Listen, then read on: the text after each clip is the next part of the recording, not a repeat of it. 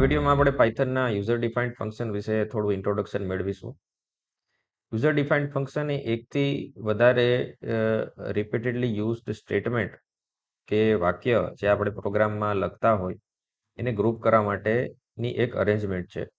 એ કોઈ કન્ટેનર જેવી અરેન્જમેન્ટમાં તમારા વાક્યને કમ્બાઈન કરી આપશે, એક નામ આપશે અને એ નામના ઉપયોગ દ્વારા પ્રોગ્રામ દરમિયાન તમે લેટર ઓન એ બધા વાક્યને રેફરન્સ કરી શકો છો અને એક્ઝિક્યુટ પણ કરી શકો છો. તો અહીંયા નીચે એક એક્ઝામ્પલ આપેલું છે, જેમાં કોઈ સ્ટ્રિંગ આપણે ઇનપુટમાં આપીએ છીએ અને એની અંદર કેટલા વર્ડ રહેલા છે એનું આઉટપુટ આપણે આપણા ફંક્શનમાંથી મેળવીએ છીએ. એ ફંક્શનનું નામ એના કાર્યના લીધે આપણે કાઉન્ટ વર્ડ્સ એવું આપેલું છે. તો આ ફંક્શન કઈ રીતે બનેલું હોય છે એ સ્ટ્રક્ચર અહીંયા લેફ્ટ સાઈડ આપણી પાસે આપેલું છે. સૌથી પહેલાં આપણે એ સ્ટ્રક્ચરને સમજીએ તો આપણને ફંક્શનની અરેન્જમેન્ટ ખૂબ જ ઇઝીલી સમજાઈ જશે. સૌથી પહેલાં DEF લખવામાં આવે છે. DEF ડેફિનેશનનું શોર્ટ ફોર્મ છે. ડેફિનેશન એટલે કે વ્યાખ્યા આપવી. અહીંયા આપણે ફંક્શનની વ્યાખ્યા આપીએ છીએ.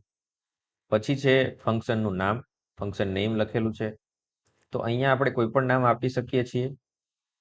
અહીંયા કાઉન્ટ વર્ડ્સ એવું લખેલું છે કારણ કે આપણે અહીંયા વર્ડ્સ કાઉન્ટ કરીએ છીએ. લેટર ઓન પછી સિમ્પલ બ્રેકેટ્સમાં પેરામીટર્સ એવું લખેલું છે. પેરામીટર્સમાં આપણે કોઈ પણ ફંક્શનમાં કાર્ય કરવા માટે કોઈ ઇનપુટ ડેટાની જરૂર હોય તો એ આપણે આપીએ છીએ. અહીંયા આપણે હેલો વર્લ્ડ ઇનપુટ તરીકે આપેલું છે, જેને અહીંયા સ્ટ્રિંગ વેરિયેબલમાં રિસીવ કરેલું છે. ઓકે, એકથી વધારે ઇનપુટ આપણે આપવા હોય તો આપણે એકથી વધારે વેરિયેબલના નામ અહીંયા કોમાથી સેપરેટ કરીને લખી શકીએ છીએ અને અહીંયા ઇનપુટમાં પણ આપણે એકથી વધારે પેરામીટર્સ કોમા કરીને ઇનપુટ તરીકે આપણે આપીશું. અહીંયા સિમ્પલ એક્ઝામ્પલ છે એટલે આપણી પાસે એક જ ઇનપુટ છે કે જે સ્ટ્રિંગ છે. લેટર ઓન પછી કોલન કરીને અહીંયા ફર્સ્ટ સેન્ટેન્સ પૂરું થશે અને એન્ટર પ્રેસ કરતા ટેબ ઓટોમેટિક પુટઅપ થઈ જ જશે. જો ના થયું હોય તો આપણે મેન્યુઅલી પુટઅપ કરવાનું રહેશે અને બધા વાક્ય લખવાના રહેશે. ટેબ પુટઅપ કરીને જેટલા વાક્ય અહીંયા નીચે લખેલા છે એ આ ફંક્શનનો ભાગ છે એવું કહેવામાં આવશે. ઓકે, હવે અહીંયા 1, 2, 3 અને 4 આ જે 4 સેન્ટેન્સીસ છે આપણા એક્ઝામ્પલમાં, એ બધા સેન્ટેન્સીસ ફંક્શનના અંદર રહેલા સ્ટેટમેન્ટ કહેવાય, જે બોડી ઓફ સ્ટેટમેન્ટ અથવા બોડી ઓફ ફંક્શન એવું આપણે કહી શકાય. એ જ્યારે ફંક્શન એક્ઝિક્યુટ થાય ત્યારે દર વખતે એક્ઝિક્યુટ થશે. જ્યારે અહીંયા છેલ્લું વાક્ય લખેલું છે એમાં રિટર્ન અને એક્સપ્રેશન એવું લખેલું છે. તો રિટર્ન એટલે શું? તો કે ફંક્શન કોઈ કાર્ય એક્ઝિક્યુટ કરે અને એનું રિઝલ્ટ એની પાસે છે હવે, તો એ રિઝલ્ટ એ પાછું આપે છે કે જ્યાંથી ફંક્શન રન થયું છે. તો એ રિઝલ્ટ રિટર્ન કરવા માટે રિટર્ન એવું આપણે કીવર્ડ લખીશું અને પછી એક એક્સપ્રેશન લખેલું છે સ્પેસ કાઉન્ટ +1. આ આપણા એક્ઝામ્પલમાં આપણે પહેલા વાક્યમાં કેટલી સ્પેસ રહેલી છે એ કાઉન્ટ કરીએ છીએ અને જેટલી સ્પેસ હોય એના કરતાં એક વર્ડ વધારે હોય એટલા માટે +1 એવું લખેલું છે અને આપણે એકચ્યુઅલી વર્ડના કાઉન્ટ રિટર્ન કરવાના હતા આ ફંક્શનમાં, એટલા માટે આપણે વર્ડના કાઉન્ટ માટે +1 એવું લખ્યું છે. આનું જે રિઝલ્ટ આવશે એ રિટર્ન કરશે આપણું ફંક્શન. હવે રિટર્ન કરશે તો એને આપણે ક્યાંક રિસીવ કરીશું. ઓબ્વિયસલી ડેટા છે એટલે ડેટા સેવ કરવા માટે આપણે વેરિયેબલની અરેન્જમેન્ટ જોઈએ, તો આપણે કોઈ વેરિયેબલમાં એને સેવ કરીશું. તો અહીંયા કાઉન્ટ વર્ડ્સ એને ઇનપુટમાં હેલો વર્લ્ડ એવું વાક્ય આપેલું છે ફંક્શનના ઇનપુટ તરીકે. તો એ વર્ડ કાઉન્ટ કરીને આપશે. કેટલા આપશે? તો કે 1 અને 2 બે વર્ડ છે આ વાક્યમાં.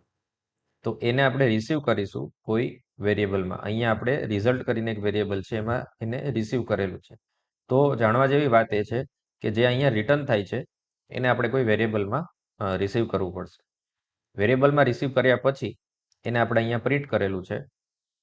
તો અહીંયા આપણે એને પ્રિન્ટ કરીએ છીએ એ એટલા માટે કરીએ છીએ કે વેરિયેબલમાં ડેટા છે પણ એ આપણને ખબર નથી. આપણે સ્ક્રીન ઉપર એને જોઈએ તો આપણને ખબર પડે કે ભાઈ આટલું રિઝલ્ટ એને કેલ્ક્યુલેટ કરેલું છે, તો એ રિઝલ્ટ બરાબર છે કે નહીં. 2 જ આવે છે કે 1 આવે છે કે 3 આવે છે એકચ્યુઅલી આપણને ખબર ત્યારે પડશે જ્યારે આપણે સ્ક્રીન ઉપર એને જોઈશું. તો આ રીતે આપણે અહીંયા વર્ડ કાઉન્ટ :2 એવું રિઝલ્ટ સ્ક્રીન ઉપર જોઈશું. હમણાં રન કરીને જોઈશું. પણ ફંક્શન બનાવવાની આટલી મહેનત આપણે એટલા માટે કરેલી છે કે એવા 2-3 વાક્ય ઇનપુટમાં આપણે અહીંયા 2-3 અલગ સેન્ટેન્સીસ લખીને રન કરી શકીએ છીએ અને દર વખતે આપણે આ પ્રોસેસિંગ માટેના વાક્ય લખવાની જરૂર રહેતી નથી. એક વખત આ ફંક્શન બનાવી નાખીએ અને વારંવાર પછી એનો ઉપયોગ આપણે કરી શકીએ છીએ. તો આ વસ્તુ આપણે એક્ઝિક્યુટ કરીને જોઈએ.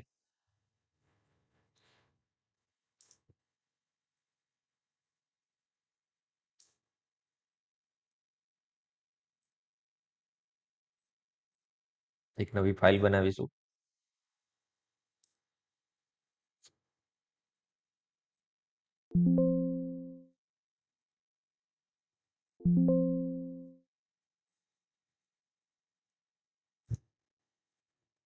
અને એમાં સેમ પ્રોગ્રામ આપણે ફટાફટ બિલ્ડ કરીશું.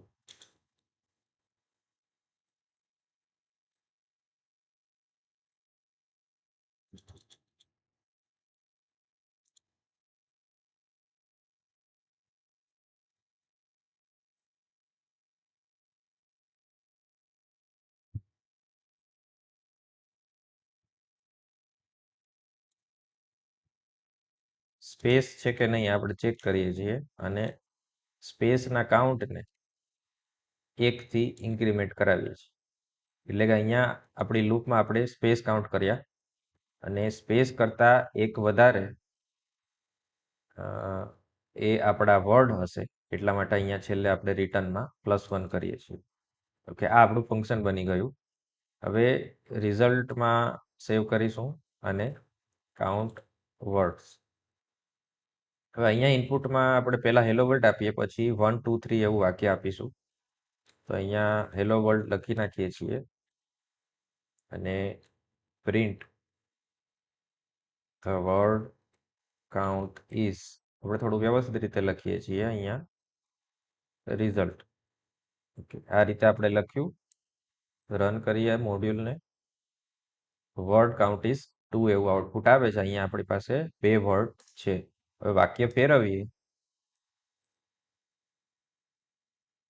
વાક્ય ફેરવવાની પણ જરૂર નથી.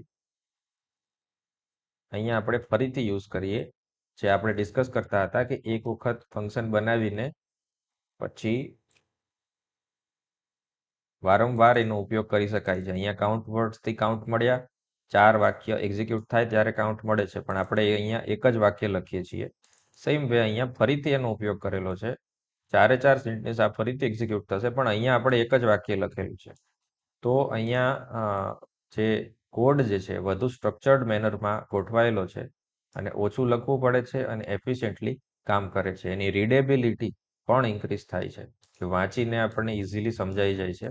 હવે અહીંયા શું કામ થાય છે તો કે વર્ડ્સ કાઉન્ટ કરવાનું કામ થાય છે આ 4 વાક્યથી. ઓકે, આ 4 વાક્યને ઇન્ટરપ્રિટ કરીને પછી સમજવાની જરૂર નથી પડતી. અહીંયા વાંચીને ખબર પડી જાય છે કે ભાઈ અહીંયા વર્ડ્સને કાઉન્ટ કરવામાં આવે છે. તો રીડેબિલિટી ઇન્ક્રીઝ થાય છે, ટાઈપ ઓછું કરવું પડે છે. તો અહીંયા આપણે ફરીથી એનો ઉપયોગ કરીએ છીએ તો એ રીયુઝેબિલિટી ફંક્શનની બતાવે છે કે વારંવાર તમે યુઝ કરી શકો છો. તો અહીંયા રન કર્યા અને સેકન્ડ ટાઈમ 3 આઉટપુટ આવવું જોઈએ. તો અહીંયા વર્ડ કાઉન્ટ ઇઝ 2 અને વર્ડ કાઉન્ટ ઇઝ 3 એવું બીજું આઉટપુટ આપણને મળે છે. અહીંયા 3 વર્ડ્સ છે એટલા માટે. તો આ એક શોર્ટ ઇન્ટ્રોડક્શન હતું ફંક્શનનું. ફંક્શનને એડવાન્સ ફોર્મમાં આગળ આપણે જોઈશું જ. ઓબ્જેક્ટ વિશે જ્યારે શીખીશું ત્યારે પણ એમાં ફંક્શન આવશે જેને મેથડ કહેવામાં આવે છે. તો આ વિશે આપણે લેટર ઓન ડિટેલ ઇન્ટ્રોડક્શન મેળવીશું. અત્યારે શીખવા લાયક બીજો એક કન્સેપ્ટ એ છે કે સ્કોપ ઓફ વેરિયેબલ. અહીંયા આપણે વેરિયેબલ ડિફાઇન કરેલો છે તો એને આપણે પ્રિન્ટ કરીએ.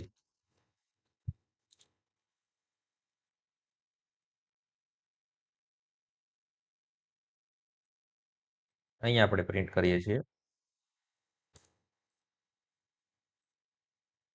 તો આપણને ત્યારે જ્યારે એસ કાઉન્ટની વેલ્યુ ઇન્ક્રીઝ થાય ત્યારે એની વેલ્યુ પ્રિન્ટ થયેલી અહીંયા દેખાય છે. ઓકે, જ્યારે અહીંયા આપણે એને પ્રિન્ટ કરીએ